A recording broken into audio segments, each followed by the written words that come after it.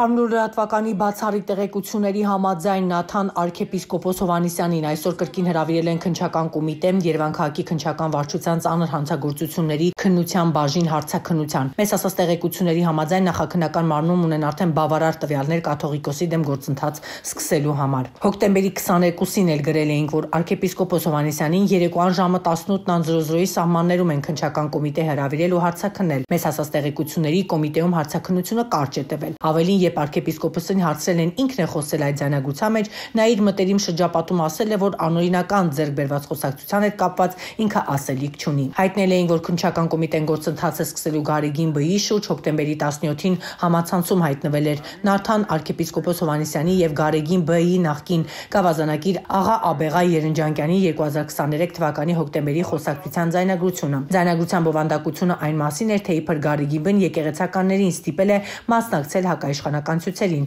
որի դեմ որոշ հոգեվարականներ ընդվզել են։ Հանրուրատվականը դիմել էր գլխավոր դատախազություն, ի պատասխան դատախազությունից հայտնել էին, որ համացանցում տարածվող ձայնագրությունը վարույթի շրջանակում քննության առարկա կդառնա։ Իսկ ինչ վարույթի մասին էր խոսքը, ինչպես հայտնի է, քննչական կոմիտեի Երևան քաղաքի քննչական վարչության ծանր հանցագործությունների քննության բաժնում հավաքներին մասնակցելուն հարկադրելու ընտրական իրավունքի իրականացմանը խոչընդոտելու եւ խոշոր չափերով վստահված գույքի հափշտակությունը կատարելու դեպքերի արդիվ նախաձեռնված է քրեական վարույթ, որի շրջանակներում կալանավորվել են Արագածոտնի թեմի առաջնորդ arczepiskopos Պրոշյանը, Գարեգին Բ-ի քրոջ որդին է, Տեր Գարեգինը եւ առաջնորդանի հաշվապահը։ Եվ համացանցում արկա ձայնագրությունն ուղարկվել էր քննչական կոմիտե, որպեսզի վերոնշյալ վարույթի շրջանակներում քննություն իրականացնեն։ Քննությունը շարունակվում է, հարձակվել է Նաթան arczepiskopos Հովհաննիսյանը, մեզ հասած նաեւ տեղեկությունների համաձայն քրեական վարույթի շրջանակներում հարձակվել է Գարեգին Բ-ի նախկին գավազանակիր աղա Աբեղա Երնջակյանը։ Սակայն նախաքննական մարմինը այս մասով մեզ որևէ մեկնաբանություն չտվեց։